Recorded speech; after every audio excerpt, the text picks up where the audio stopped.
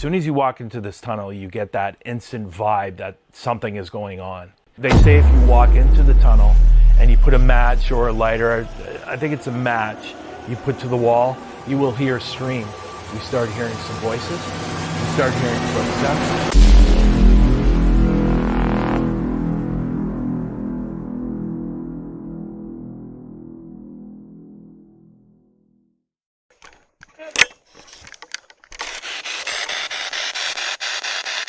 Is there anyone down here?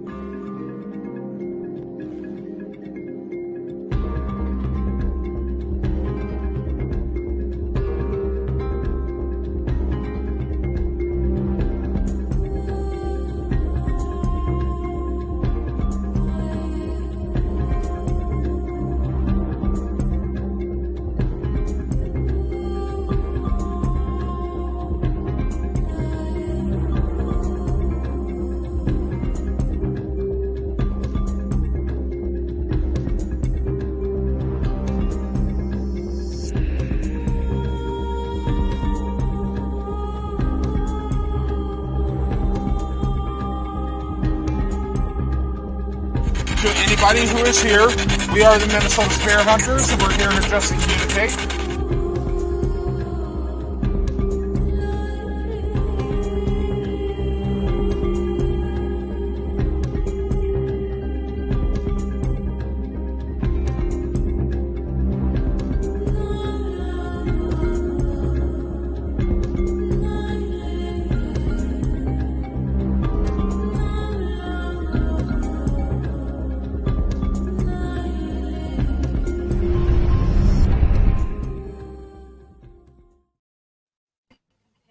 Hey guys.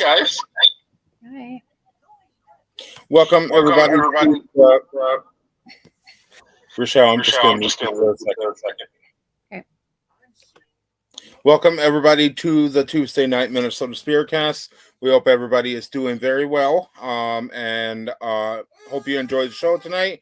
We have a very special guest with us. We have Tanner, former founder of Ghost Hunter Advice, and that's exactly what we're doing tonight. Tanner is here to give us some advice to all of our new and seasoned paranormal investigators for anything that you don't know. I also have my lead medium, Rochelle. Hi. Hi. I'm looking Tanner, for my earbuds. Oh, okay. Tanner, how you doing today? I'm doing good, bro. Good. So, from my understanding, and everybody might not know, but you have left the paranormal field. But you have agreed to come on and do one final show with us, so we appreciate that. Thank you a lot. And let's start first of all by talking a little bit about how you got started in the paranormal field. Yeah. So, man, this would have been back in 1999, 2000, somewhere around there. Whoa. I was a kid. I got my learner's permit and my first ghost hunting equipment in the same year. Oh. Yeah. So that was what I did as a kid. I was a criminal justice student. I wasn't old enough to actually do investigations, but I was like, hey, this is a great way to practice because I'm interviewing, I'm looking at backgrounds, I'm doing scene investigations, putting together reports. Yeah. So I got out, and I had grown up in a house that I thought had paranormal activity. Mhm. And my grandmother had interest in it, and I just started investigating, and I started doing graveyards. Started doing the school that I went to, investigated there, Okay. And yeah, so then started doing residentials, did business investigations, started traveling, got hooked up with the American Ghost Society, did some stuff with Troy Taylor's group, Hmm. was their Tennessee representative for a while, and Wow. got to do some cool stuff. So we went to Bell Witch Cave. Mostly I did residential stuff, local hauntings, and places that I could go to multiple times. Sure. Yeah. Exactly. So, I mean, okay, so you started this in what you said, 1999. Mhm. I'm horrible at math here. I want to say it's 23 years. 23, yeah, it's about there. Okay, so you've been with doing it for 23 years. You've been around the block, you've seen anything and everything. Now, we'll start by saying, what is the craziest thing that you have experienced in those 23 years? Oh man, the one that comes to mind, because it was so physical, we were at a location, and this was back before people canceled you for provoking, and back before Yes. we didn't use it as a the go-to tool. Right. But we were provoking in an area that we thought was a ghost, and it was in my probably somewhere around my first 5 years of doing this. Hmm. And we had the team together. We set up. I started provoking. We had a female with us. Generally, we got more activity in that specific area with the female, and so you cussing it. I'm trying to get it to show itself. I'm trying to get something to happen on the meters. Generally, when we would go in and do light provoking, we got activity. We at least got the needles to move, or we had manifestations or Hmm. voices. And this particular night, the girl that was with us, she couldn't move. She said she was frozen and stuck to the ground. Oh, wow. I went to move her. At the time, I was a football player. I had a couple other guys with me. We were weightlifters. My background, I'm a football player, former CrossFit athlete, and Olympic weightlifter. I Okay. couldn't pick her up. Three of us could not pick her up. She Really? was stuck to the ground. We could not move her. She was like frozen. So it felt like something hit me, and I went over to the side, and she was able to move after that. Like she was finally just able to get up and walk off. And I had this weird red mark on my left side. And Huh. yeah, so we had that happen that night. She was crying. Everybody was hysterical. So it was like, okay, let's get out. You know, Uh, it's almost as if this whatever it was that was occupying her had kind of turned its attention away from her to you. yeah, yeah. To all of us got something. It was a scratch, a smack. It felt like a kick or something in my ribs. Oh, wow. We got out. So that was before I knew about the term that we use for elementals. Hmm. Very powerful, very very pissed off, and easily pissed off spirit. Right, right. Wow. Okay. So you talked about provoking. These days people does not like provoking. You provoke, it means, bad juju, honestly. Now, is there ever a situation where it's absolutely okay to provoke these days? Possibly, like, so if you're going into an investigation and the family is having already violent encounters with the spirit, Hmm. it's hiding itself, it's not showing itself to you, and you can't figure out what's going on. So the first thing that we do before we do any provoking, sorry, echo. I'm not sure if that's me or thanks.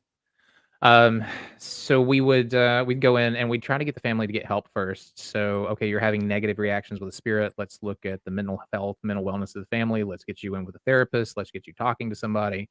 Let's see what happens and see if that clears it up. If it doesn't and they're still having activity, then you know what? Nothing has shown itself to me. I haven't seen anything paranormal, but they're saying it's still happening after therapy, after talking to somebody, possibly after medication.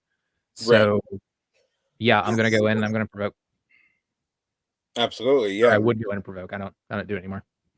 Okay. Okay. Yeah. So, a lot of things on investigations, each person has their own way of doing things. But since we're giving advice on ghost hunting tonight, what would be that one piece of advice to a newcomer, of things that you absolutely need to make sure is done before you attempt to do an investigation? Backgrounds. So the big thing. So my background, I was a private investigator for 15 years. I did legal investigations, missing persons, divorces, homicides. Wow. Before we go into any field work as professional investigators, we have a detailed background on what's going on, so we know who we're looking at, who's around. We know our safety, and when we see things in the field, Hmm. we can make sense of them. So I do a detailed background on the properties. I do a detailed background on the individuals that are there. And a lot of people just count the investigation as the vigil. So when you're Hmm. actually going out, doing the equipment, setting up equipment, and those couple nights where you're spending there on the property. So the investigation starts with the intake. Okay. Ask a ton of questions. So that's what's going to set you up. The information you get at the front is what's going to set you up through the investigation.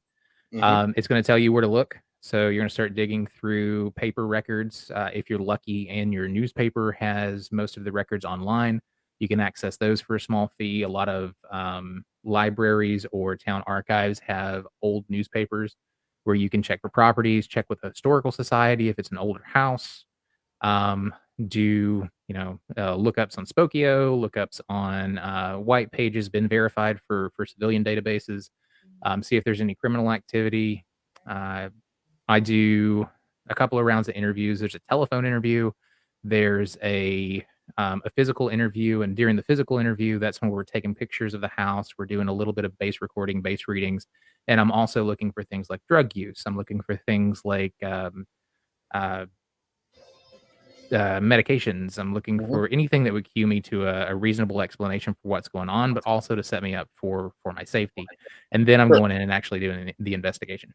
Another thing that we do is before you go in, have the family take notes and do a journal. I usually do it for about 2 weeks. So Okay. for 2 weeks, whatever happens, write down what happened, write down the time that it happened, write down how you felt and what happened before and right after. Oh. Um, Oh. if they won't do that, I won't investigate because they're not taking it. If it's not a serious enough problem for them to write down some notes, it's not Yeah. worth my time to go out there. Yeah. Right. But on the other side, it lets me know what times they're actually experiencing things so that when I go out there, I'm not wasting my time and I know where to set up and Yeah. when to be there. Hmm. Hmm. So basically, the advice there is get as much information as you can before you go out in the field. And Yes. it's not a one and done. Like you're going to be out there. A lot of investigations ran for months where we were Yeah. out there for multiple weekends. We were out there for multiple weeks trying to gather evidence and then also do the back end work, talking to everybody, interviewing neighbors, trying to find people that lived at the property prior. If it's not a newer build, a lot of times you can find prior tenants, you can find prior landowners, get those Hmm. phone numbers, get those social media accounts, and contact them to see if there's any stories that they have that are similar to the family Yep. that could go to back that up. Okay. All right. Nice. So, let's say you go to a location, and you get all of this work done Mhm. and everything, and come to find out during the investigation, you're dealing with something negative that you're not qualified to deal with.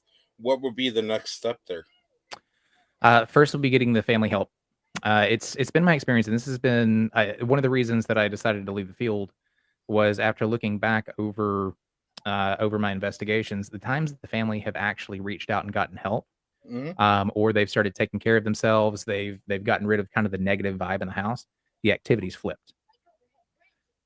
So with that, I I am on the fence as to whether there's even an entity or personality present, Hmm. or if it's just some energy that reflects back what we're putting into it. If it is something with a personality, maybe it feeds and it is what it eats. Right. So if you're feeding it a bunch of negative crap, you get a bunch of negative crap back. You feed it a bunch of positive stuff, you get positive experiences or no experiences because it's chill Yeah. and wants to leave you alone. Yeah. And that's pretty much helped in every situation that we've applied it to. Okay. Hmm. Now, let's say, and Rochelle, you can elaborate on this one too. Considering you're in the mediumship, what are y'all's thoughts on? Let's say we're dealing with something demonic, and the only way to deal with it is to exorcise this family.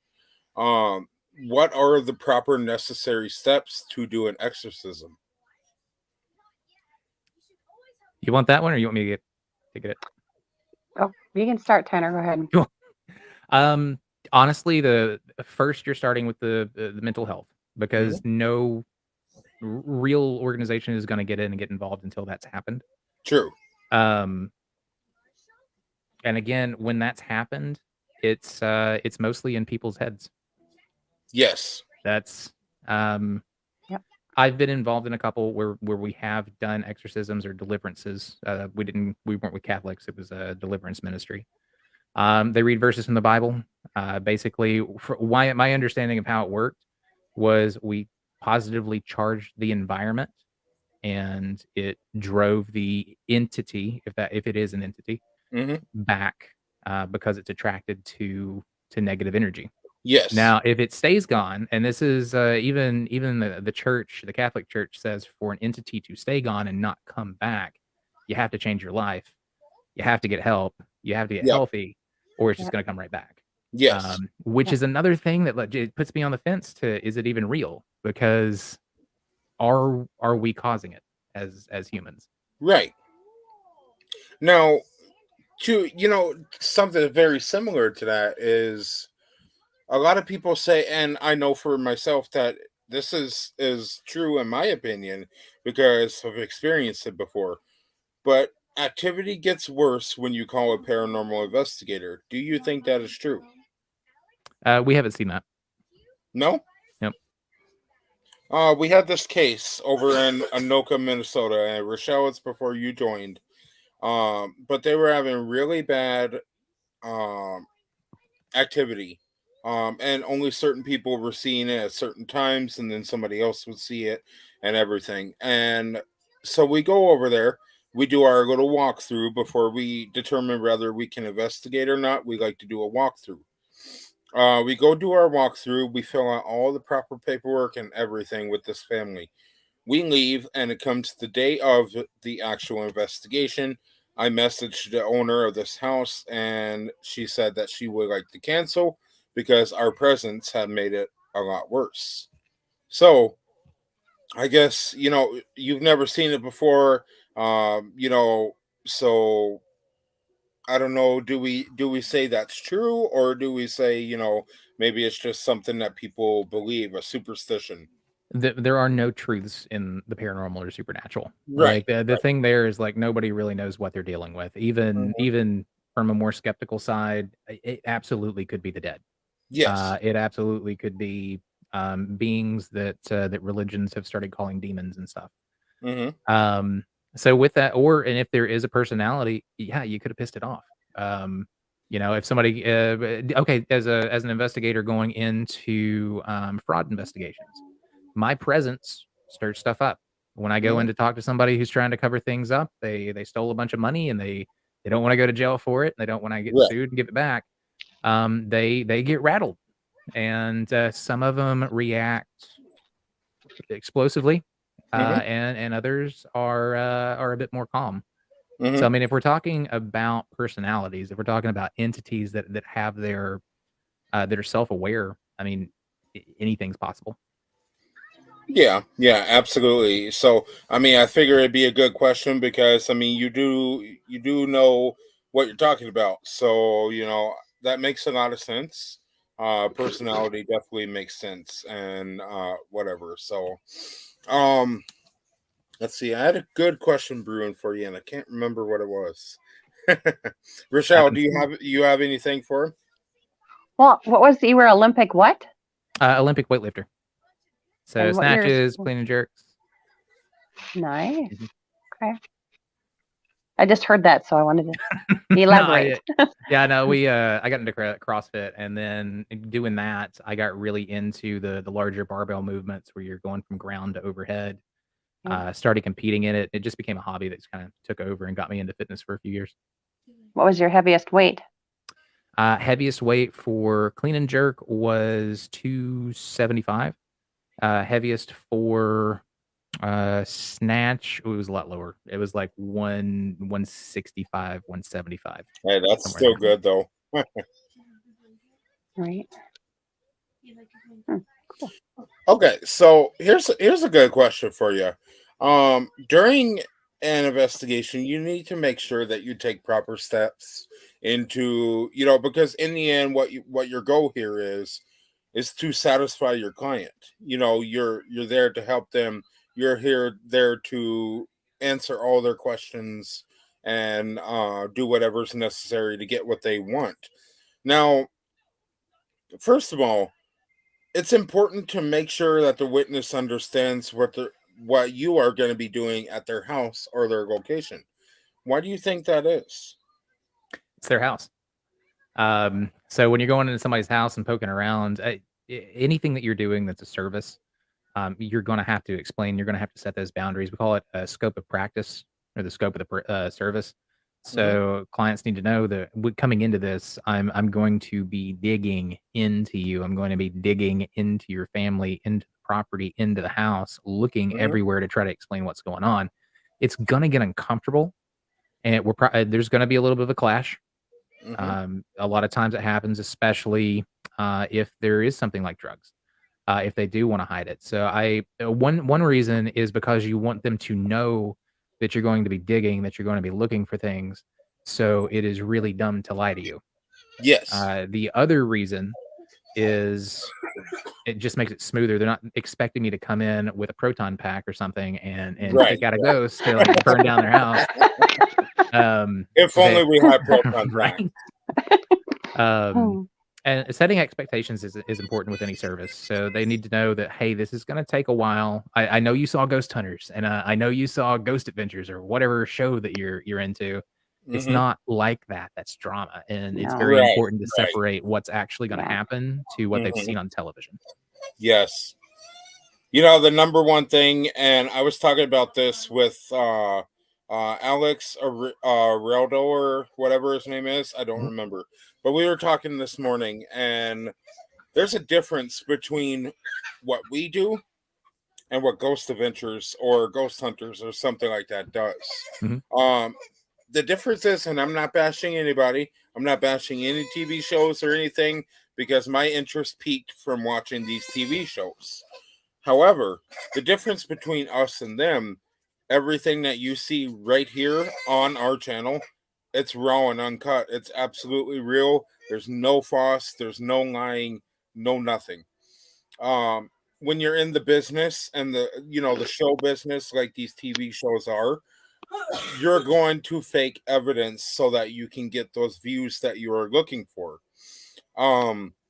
We've said it before, and a lot of people on podcasts have said it, but there are so many paranormal YouTube videos out there. There's millions and trillions of YouTube videos of paranormal. You're not going to see very much wholesome paranormal investigating on YouTube, because a lot of the YouTubers like to fake their evidence, because that's what gets them views, because that's the point of being a YouTuber. You get the fancy plaques, you get great money per view and everything. So of course you're going to fake it. But that's not why we're on YouTube. That's not why we do investigations. We solely do them for the help, for the owner, and for the spirits. So, little speech over, but I had to throw that out there because it came up this morning. It was a great point, and I'm just telling everybody right now, I'm not the one who should be giving advice. That is why Tanner is here. But just know that everything that you see here on Minnesota Spirit Hunters and beyond, other teams as well, that's all real. And if they're faking something, you can bet that somebody is going to find out. And just to play devil's advocate here, so how do you fund your investigations?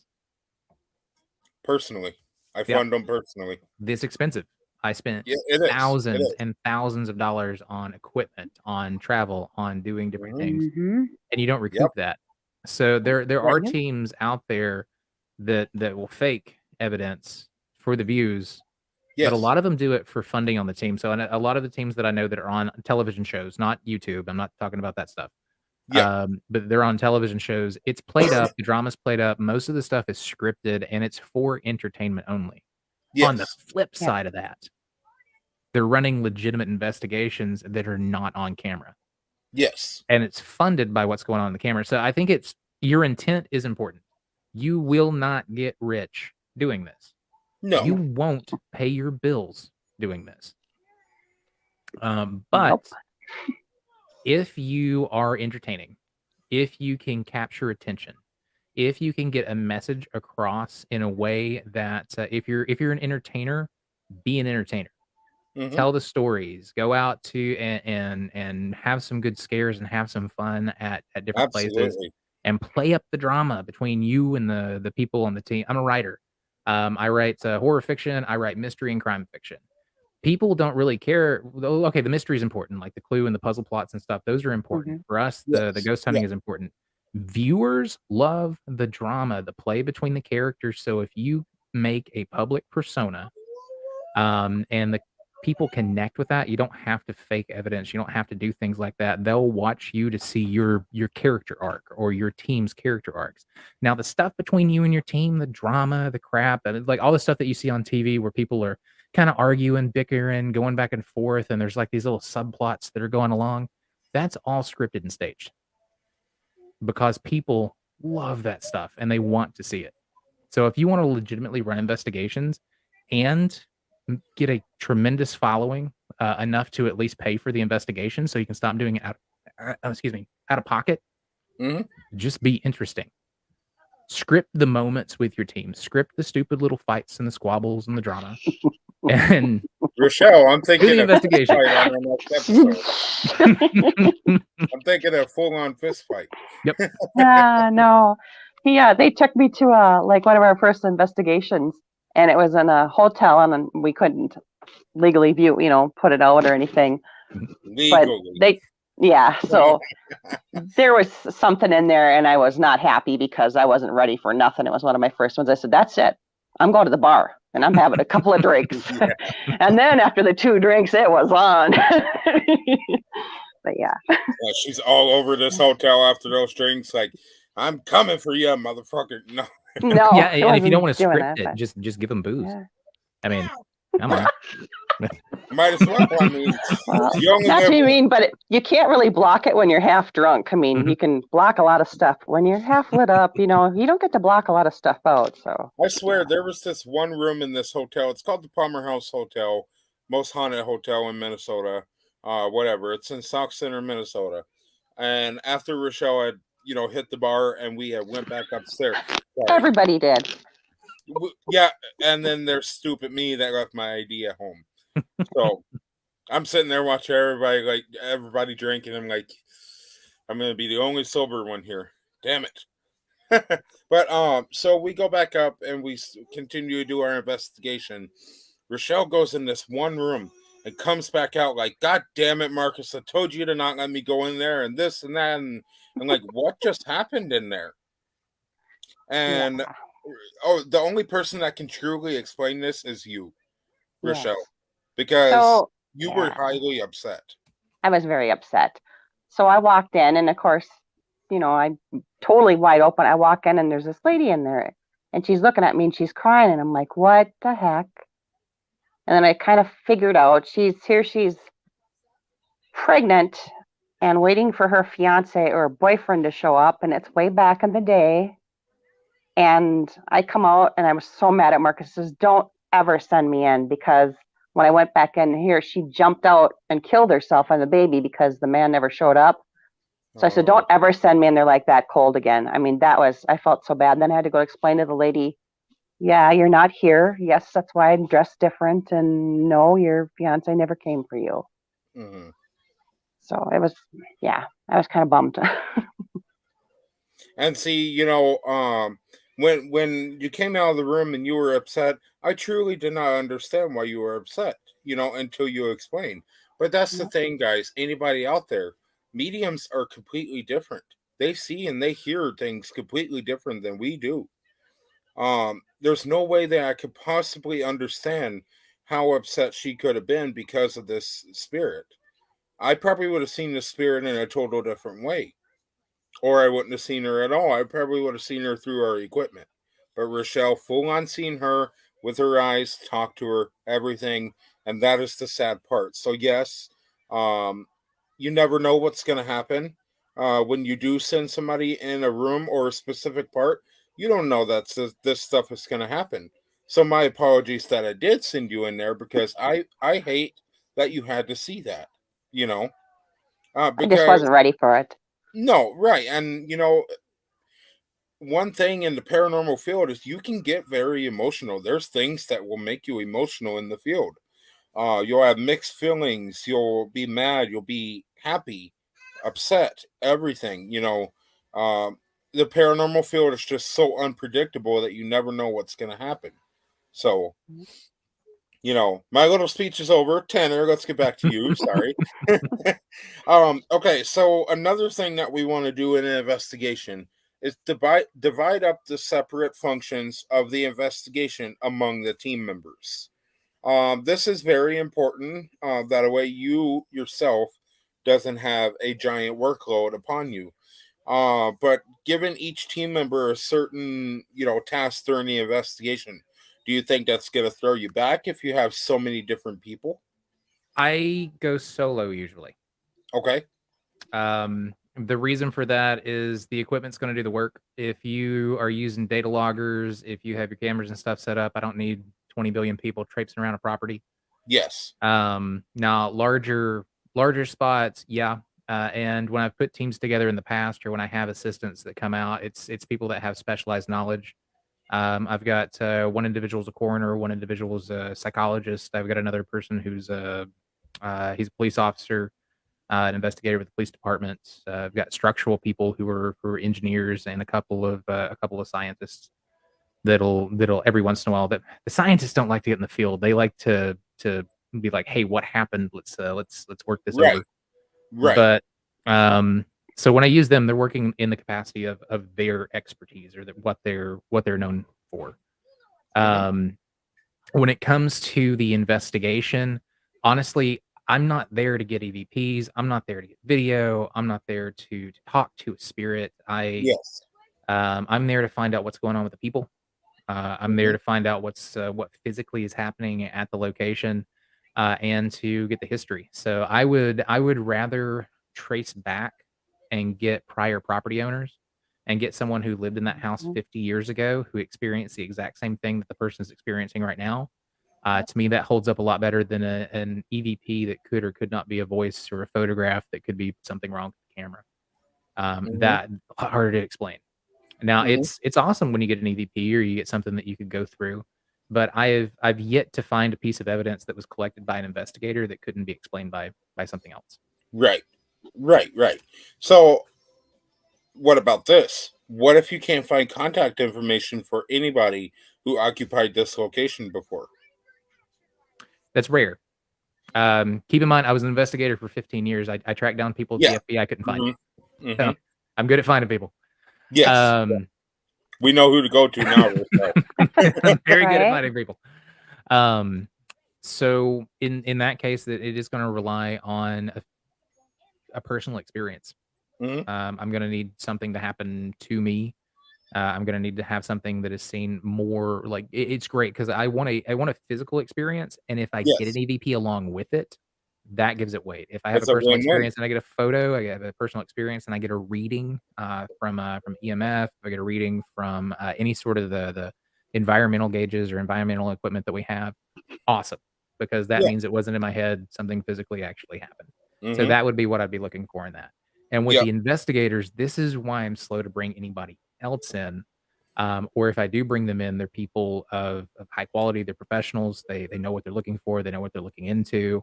And I can trust when they say that they have an experience. Absolutely. Very good. So, another important thing that you should do, for one, you want to start by interviewing, an owner, old owners, whatever. But we want to interview the witness in a secluded location with all team members present. Is it important to interview these owners in a secluded location, or can it be anywhere in the location? As long as I'm able to see them and read their body language, I don't care where I'm interviewing them. I don't do it with the entire team present. So my background, my specialty outside of covert investigations was forensic interviewing. So my thoughts, as far as anybody that I work with, my thoughts on the interview are the only ones that I'm really concerned with, unless somebody else, if I have, like another friend of mine is a very accomplished police interviewer. I care what they think. But outside of that, I'm the investigator. I'm looking into it. I'm not working with a team. I don't. Yeah. Yeah, I don't do the whole team thing. There's just too much drama between people, and with all of those personalities going on, it's very hard to find professionals that work together well in this type of investigation. So it's very important to get the interview. It's very important to get the information. It's very important to verify the information and place that along with what these people are saying, how their body language is when they're saying it, and what the verbiage of what they're saying is incredibly important. Absolutely. So after the interview, you want to take your team on a walkthrough. Is a walkthrough absolutely necessary before an investigation? Yeah. So when I show up to actually like do a vigil, I want to know where I'm going. I want to already have the spots where I'm going to plant equipment, the spots where I'm going to sit. I want to have those done ahead of time. So when I have worked with other people, larger properties, the walkthrough, we're doing photographs from all four corners of every room. If anything's weird, we're going to take a couple of photos of it for size or for dimensions. We sometimes we'll do a floor sketch. We don't always do floor sketches anymore. And generally we do that on the day that we do the interview. Okay.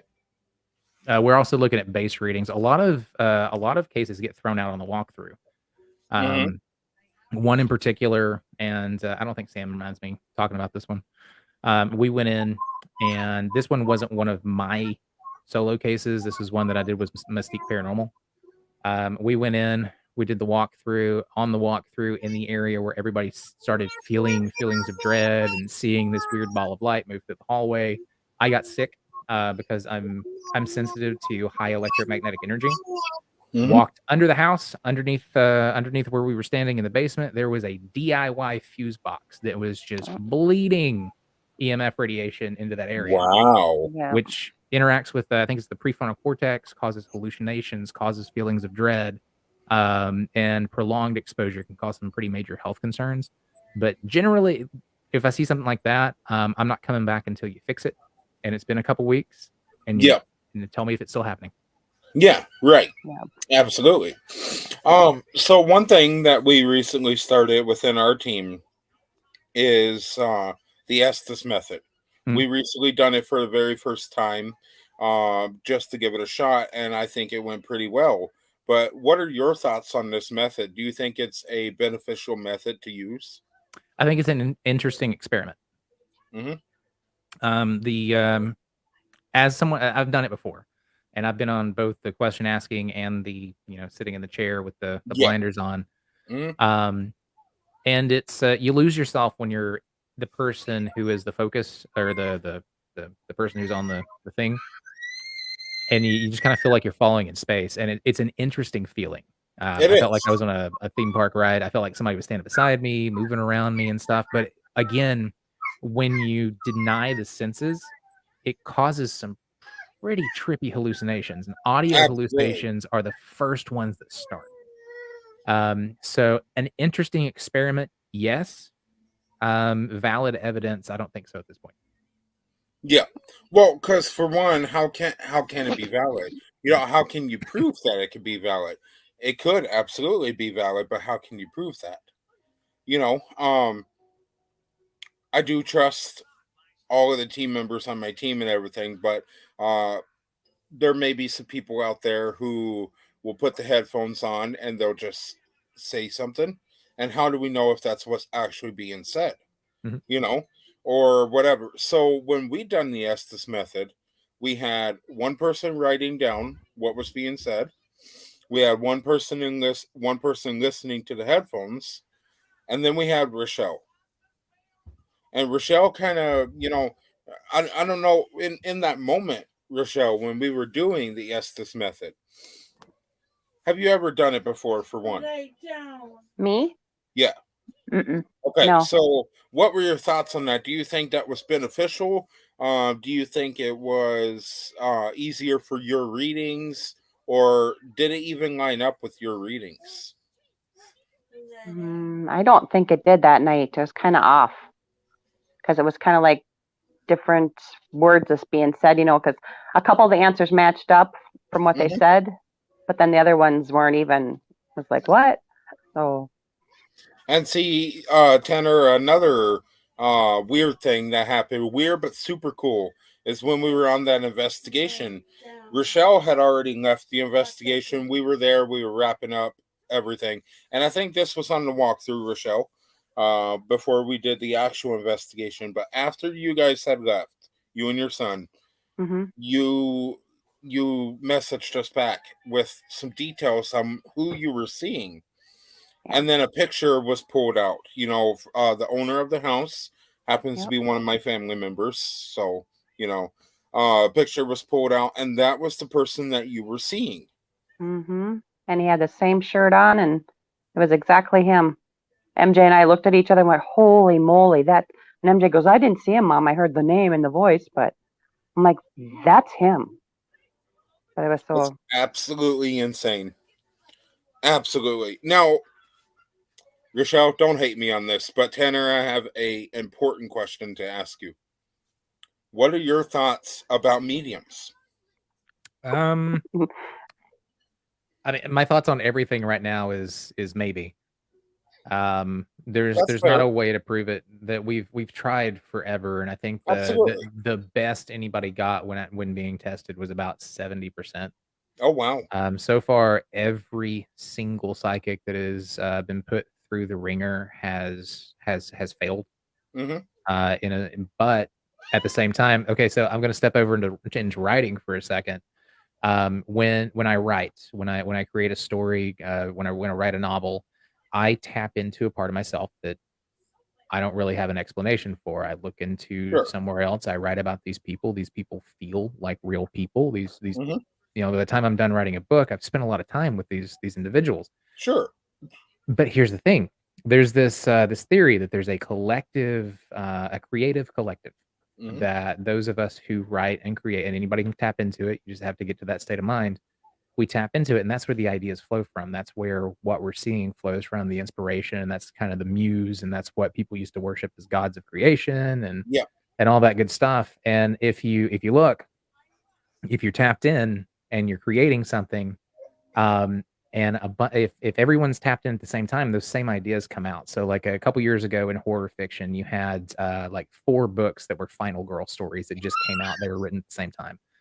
I wrote a screenplay for television, a pilot for a TV show about a cop who ended up investigating the paranormal. Basically, his cases had some sort of paranormal tie.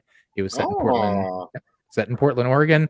And the time that I was writing it was the exact same time the guy that came up with Grimm was writing Grimm. No way. Wow. So you have people that have the same ideas, and that's why so many books and so many pieces of information will hit the market, because we all get that same inspiration, which is a very similar idea at the same time. So with stuff like that, that's why I say, like, even with science saying no, I'm like, I don't know where that comes from. I don't understand it. So maybe. Yeah. You know, before Minnesota Spirit Hunters came to be, which, by the way, going on 4 years of this team now, so congrats to us. We're doing really well. But before this team completely started, I didn't believe in mediums. I didn't bring any mediums. I didn't believe in psychics. I had nothing to do with them on investigations. It was pure investigator equipment evidence. That's what it was. But then I decided I wanted to give them a shot. And 3 years ago, we brought our original lead medium, T, on the team, which has done absolutely phenomenal with her readings, everything. She's even helped me discover that I may have a gift, you know. But there's this one thing that made me 100% believe in mediums. And that is one of our most recent investigations where Rochelle and T got together and done a reading. And this reading... No. Sorry, guys. Come here. There you go. Sorry. Somebody wanted to join. Anyway, so they got together, they done this reading, and we told them nothing about this place that we were doing or anything. And then at one part of the investigation, they're investigating, they're doing their readings, whatever. And then we do a little clarification afterwards. I basically go over and I explain exactly what happened in this spot. There's a giant tower up in the beginning of this graveyard, and they have no idea what it was. So I go over there, I tell them exactly what had happened, and everything that I said, that's exactly what they were picking up on. It's phenomenal. That made me believe in my mediums 100%. I've always believed in you guys, but that was the icing on the cake right there. You guys done fantastic. So, big props to you and T, Rochelle. I appreciate both of you. So, Yeah, it was fun. So we are going to really quick. We're going to take a short intermission break. When we come back, we're coming back with Tanner for a little more ghost hunter advice and beyond. So if anybody has any questions, put them in the comments, and we'll be sure to get to them. So we'll see you guys back here in just a few.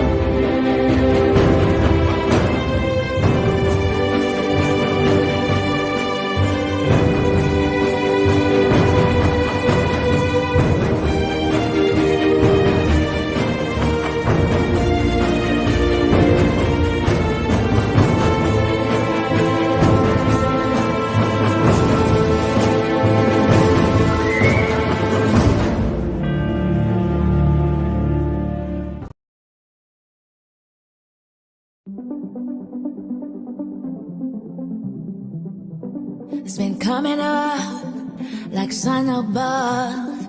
It's making us come together. Been making plans and joining hands. Come by me, stand and come together. When they know we've had enough, they'll try and call our bluff.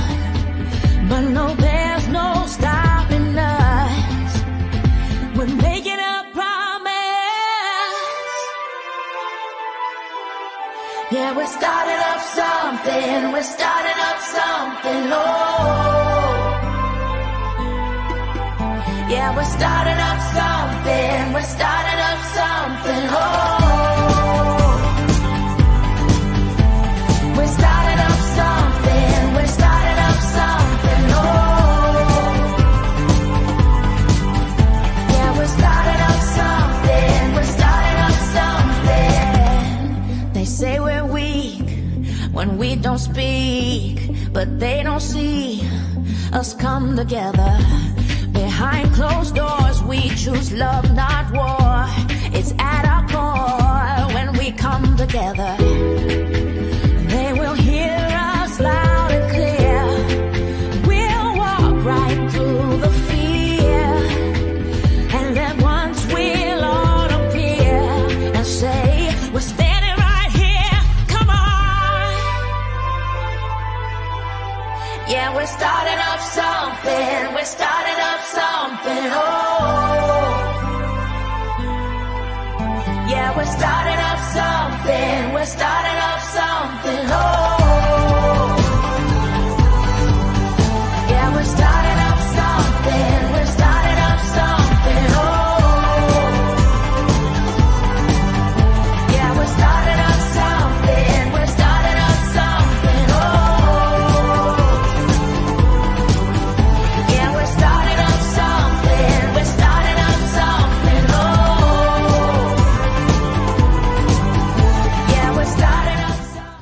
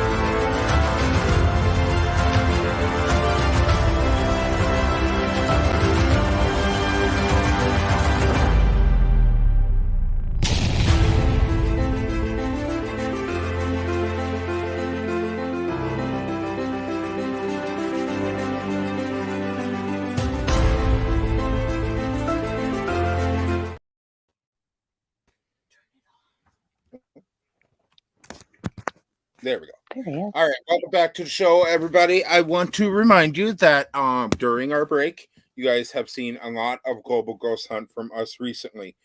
If you don't know what it is, go to www.globalghosthunt.com. Check it out. It is a 2-part, 10-day event with full team support, full investigation, and full location support. Sign your team up today and become part of our family of the Global Ghost Hunt. We're just, 4 months shy of the beginning of Global Ghost Hunt. So go and sign your team up today.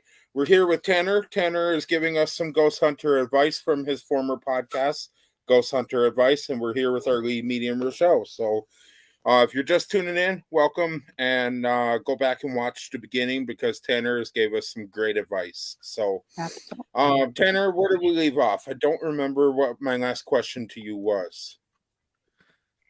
Oh crap, I don't either. I think just came in from Kathy. What's your last name so I can look up your books? My last name's Rutledge. It's R-U-T. My first book that is being published comes out 4th quarter this year. If you do want the news on that, you can follow me at the Killer Pros podcast. I'll be doing the announcements on there. Be doing a mailing list so that once that's published, it'll come out. So it's not a cozy mystery, but a traditional mystery with some amateur detectives solving a murder in a small town. And it kicks off my first series. Next series, I think, is due to kick off in end of 2024, and that one will be a standard private investigator thriller. Oh, very cool. Cool. So, kind of tying into what we're about and what you're about, have you ever considered writing a novel based on your 23 years in the paranormal field? Not per se my experience. So Okay. I like to write fiction. I've looked at like writing some true crime type stuff or true paranormal stuff. Mhm. But I love writing fiction. So I did write a novel called The Haint. It's a private investigator protagonist. Some of the stuff that I've seen's in there. A lot of it's just creepy vibes, and it is 100% fiction. It's a elemental spirit that basically a private investigator is hired to go to a bed and breakfast and solve, find out if it's haunted or not. The property owner's having a hard time unloading it.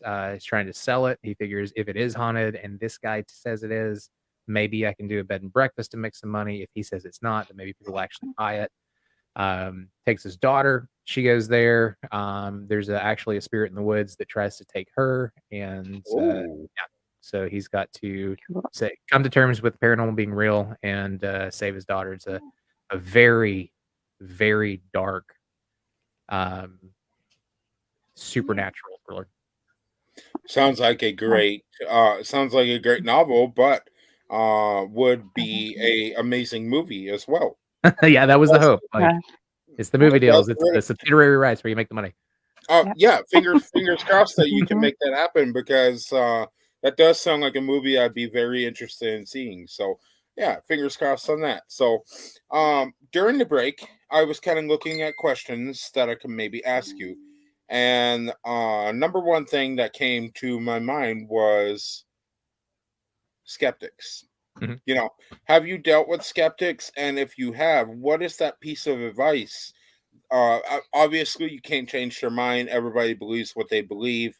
But what is your advice to a skeptic if they don't, everything that you obviously know is paranormal and they go back on it and say that it's not real? How can you persuade them that it is real? I am the guy that goes back and says it's not real.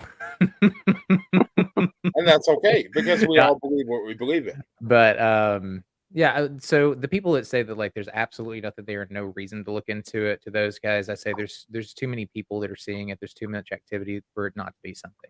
Now, do I think that the dead are coming back? No.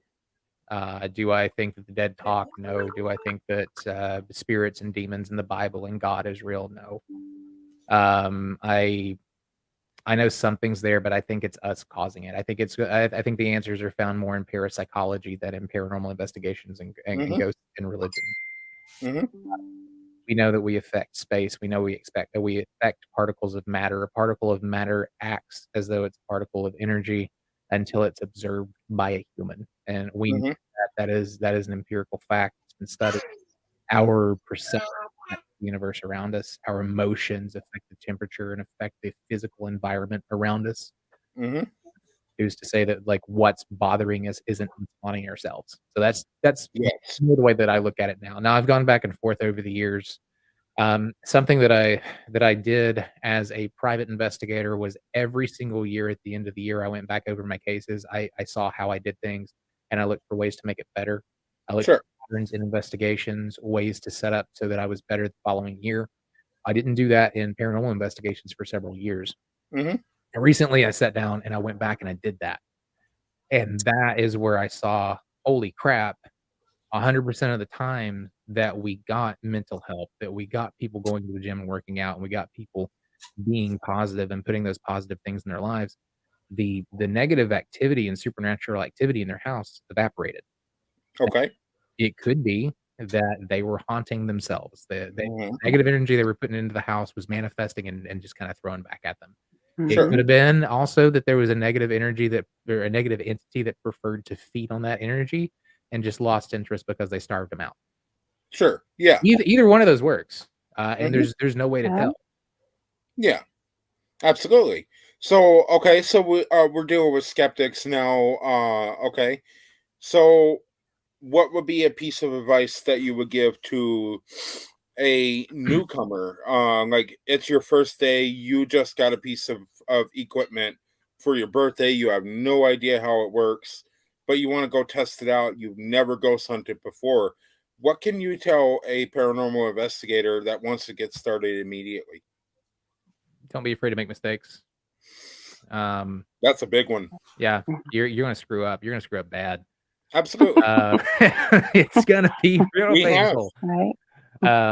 But you're gonna learn from that. You don't learn from success, you learn from failure. No. So going out and all the times that you hear no when you're trying to get information to get into a property, or you're trying to get people to let you in, learn from that. Like take notes. Okay, what did I say to this person that pissed them off? Or like, how did I come about this? Did I call that property and be like, hi, my name's Tanner and I'm a paranormal investigator, or I'm a ghost hunter, and I would love to come out to your property and see if I can get some evidence.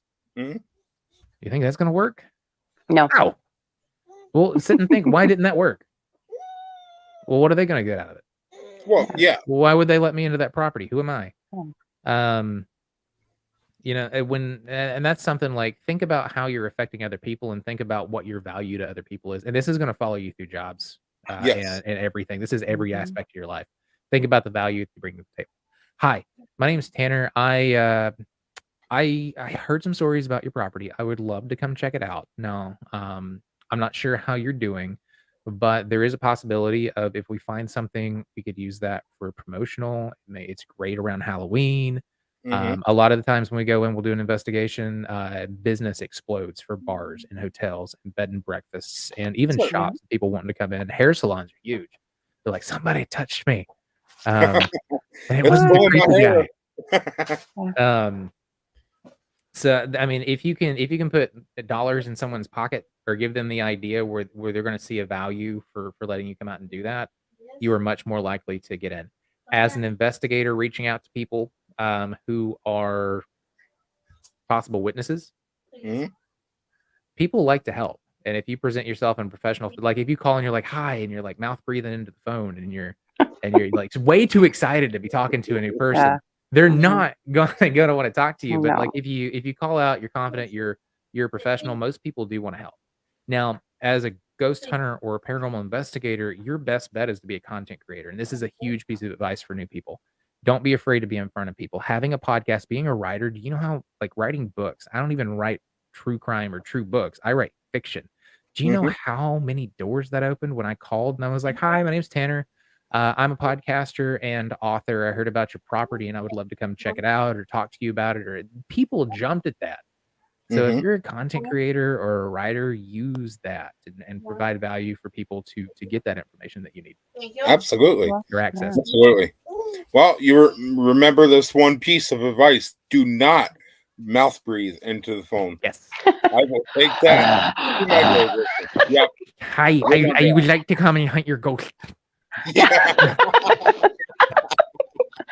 Oh my And I'm God. gonna bring my, what's that thing called? That Ghostbuster thing they had all the time. Get my PKE meter.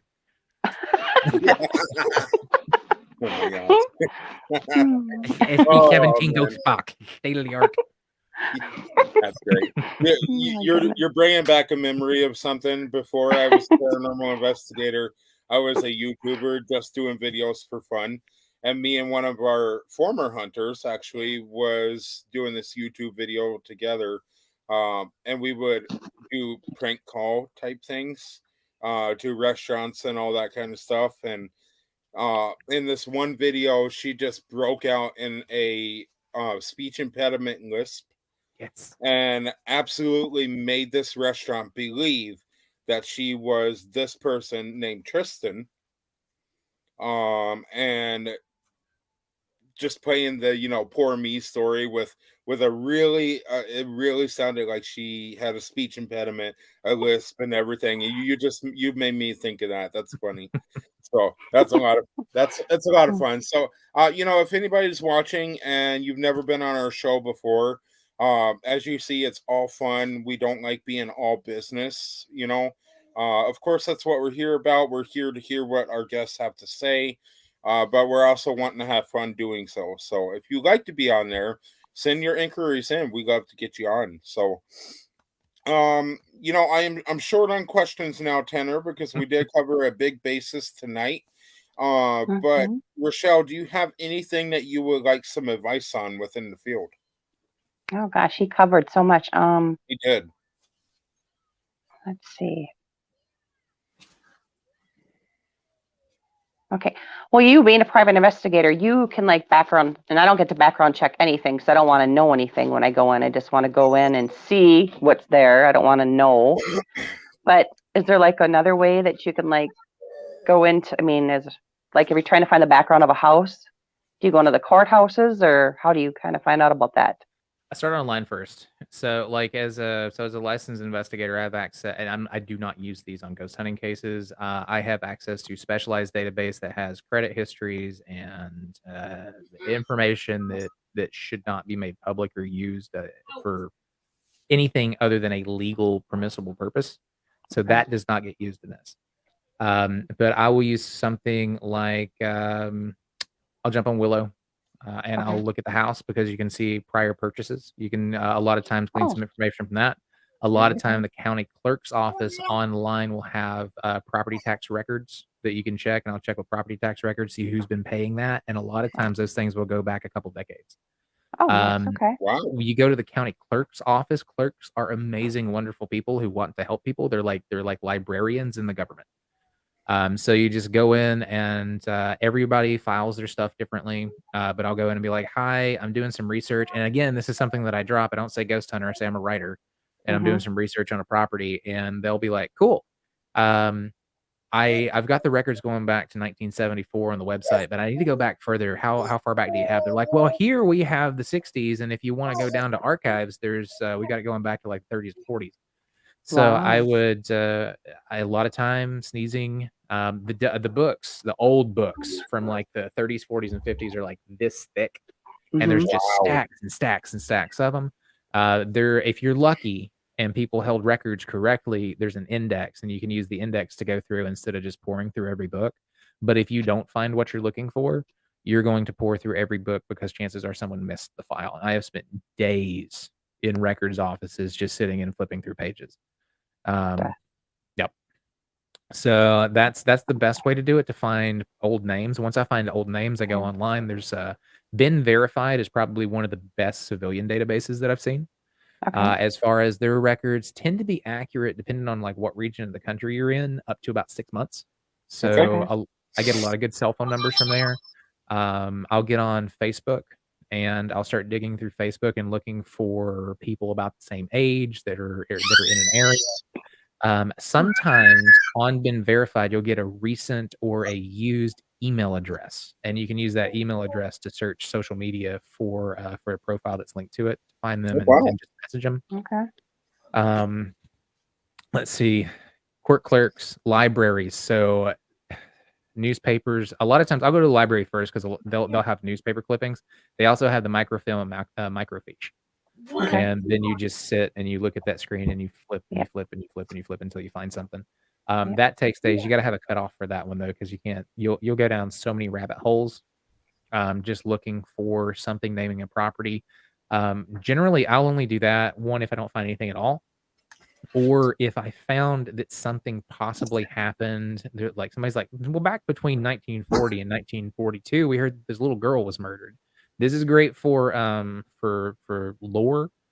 Hit those newspapers and just start going back through and just get ready to burn a month going through every single day. And back in the day, you didn't get one newspaper a day. You got a morning edition, you got a lunch edition, and you got an evening edition. Oh, wow. You got 3 newspapers a day spanning a 5-year period. Oh, that is a lot. Yeah. That's a nightmare. That's where having other people with you comes in handy. Also, like Right. saying that you're a content creator or a writer and this is going to be used for something, librarians and clerks will sit there with you and help you go through it Oh, okay. because they'll like to have that Good little to thank know. you at the book. Yep. Little mention on the podcast, little thank you on the book. People like having their names attached to stuff. So yeah, that's how I'll do it. Oh, And right. Yeah. every case is different. Sometimes you'll get taken to different places. You'll find out, okay, well, I dead ended here in the 1980s, but I happened to stumble across this record of a neighbor from 1972 or something. So I'll contact that neighbor and be like, hey, do you remember when you lived over at this residence? You had a neighbor that was across the fence from you or across the street from you. You remember that guy? Yep. Are you still in Okay. contact with that guy? Or I'll find Uh-huh. out that, oh yeah, he died 20 years ago in a car wreck. Then you can look at the car wreck. Okay. Yep. The Just newspapers. verify that they're dead and move on. Cool. Okay. Very The thing cool. is, like, you were talking about like the professional people use. I mean, granted, I have 7 years of psychology. I'm a nurse. My family's construction, so I kind of, you walk into a place, and I'm kind of the Debbie Downer because I'll walk in, and they're like, "Oh, did you guys hear that?" I'm like, "No, that's a pipe. Everybody, shut up." No, and that's this. And they're like, "Really?" I'm like, "Well, yeah. I'm sorry. I'm not going to tell you there's something there when it's not." Right. Oh, Yeah, and that's where having like tradesmen are worth their weight in gold. They're gold. They know pipes. They know when there's an electrical issue. They know when there's a structural issue with the house, the soil that you're on. I get more information from trades than I do from a lot of people. Generally, if I bring in a specialist, I'm like, hey, could you take a look at these people? Here's what's going on in this situation. Could you tell me what's going on? Would you come with me for this interview? Especially like people with a psychology background or people who are licensed counselors or licensed psychologists. I'm like, come with me and just kind of be a fly on the wall and give me your impressions when we're done. Wow. A lot of that came from my job as a PI because I was part of my job for attorneys was tracking down expert witnesses, and I gained a lot of clout with people because they knew the caliber of investigator that I was in my day job. And they're like, you know what? If Tanner's looking into it, maybe something's there. Yeah. wow, that's good. Wow. Very cool. Lots of stuff that you can use within an investigation and beyond. Any advice that you heard today definitely is believable and trusted advice. Tanner, we absolutely appreciate you doing this one last show with us and throwing a little bit more of your knowledge out here in the field one last time. So, Yeah. All right, thank you very much. Yes, thank you very much. And if anybody has any more questions, you can feel free to either us and we'll relay the message, or Tanner, how can someone contact you if they have a question? Yeah, so you can find me on Killer Pros Podcast. Let's see, killerpinbooks@gmail.com is the email address now. You can email me at ghosthunteradvice. That's still up, ghosthunteradvice@gmail.com. And so this is my second to last. I totally forgot that I do have an interview on Paracrew Podcast tomorrow. Oh, So I'll be hanging out with them for a minute. Yep. Matt Last is week in the such Paranormal. a copycat. yeah, Matt really. is such a What a copycat. brat.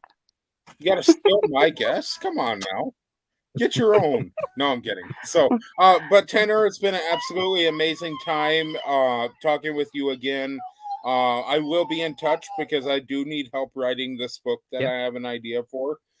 So I will be in touch based on that. Based on everything paranormal, man, you've done a lot in the field. You know, like you said, you had 23 years worth of investigating. And I know since we've known you, you've helped us out a lot. So thank you for everything that you've done for the field. Oh, Yeah, thank you. good luck with your books. Thank you. Yes, very good luck. So, And Marcus, you really don't need help when you're doing pictures. Shut up. All right. Well, Tanner, we appreciate you coming on the show. It's been absolutely amazing. Kathy thinks the same thing. Kathy, thank you for tuning in. And if you need anything, man, or if we need anything, we won't hesitate to touch bases. Oh, absolutely. Thanks, man. It's been fun. Yes, thank you. All right. Yes, Thank have a you. good night. Bye-bye.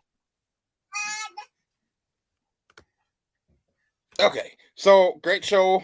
Rochelle, thank you for joining me. Yeah, Tanner is an absolutely absolutely. knowledgeable person. He knows Very exactly knowledgeable. what- Yeah. Very, very.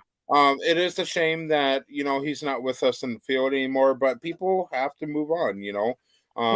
People can't do 23 years, he got his time in the field. Oh, absolutely. He Well, like really I said, got he's his an time. author now, and he's done, And that's another PI. thing.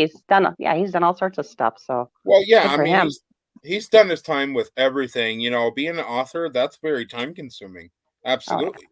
So, but anyways, I appreciate you coming on. Thank you. If there's any questions that anybody has for Tanner, reach out to us or email him at ghosthunteradvice@gmail.com or the other email that he had. You can email us at MNSpiritHunters@gmail.com or anything that you're going to see here in the outro. That is how you can contact us. So we appreciate you guys for tuning in with us. It's been an absolutely amazing show. Catch us in our next episode with actor and movie director John Yost. So that will be our next show. We hope you guys all have an amazing night. Thanks for tuning in with us. Catch our Oakwood Cemetery trailer here after the show.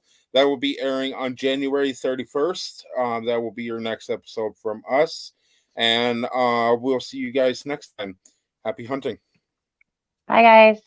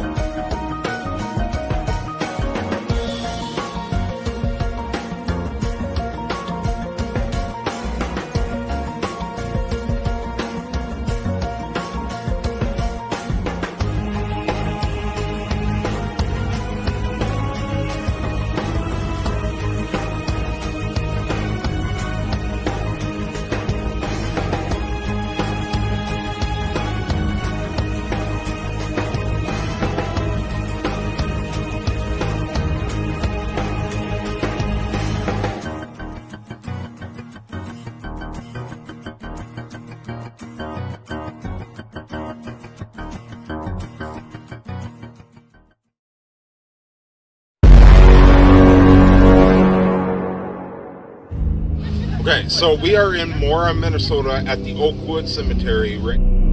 The hunters are at it again, and this time we are stationed in our base town of Mora, Minnesota. Mora is a city in the U.S. state of Minnesota and the county seat of Kennebec County. It is located at the junction of Minnesota Highways 23 and 65. Stationed right on the outskirts of Mora sits a single cemetery. This cemetery houses the corpses of locals to Mora and Ogilvie with over 200 burial plots. The hunters take a journey through the cemetery after getting several mixed signals that it may be haunted. Things such as spirits calling upon us, equipment going off from a distance, and much more. During the investigation, our lead medium Rochelle is united with the spirit of a little boy who she once knew in life. The story of how he died was not clear to the team until we did some digging into the story.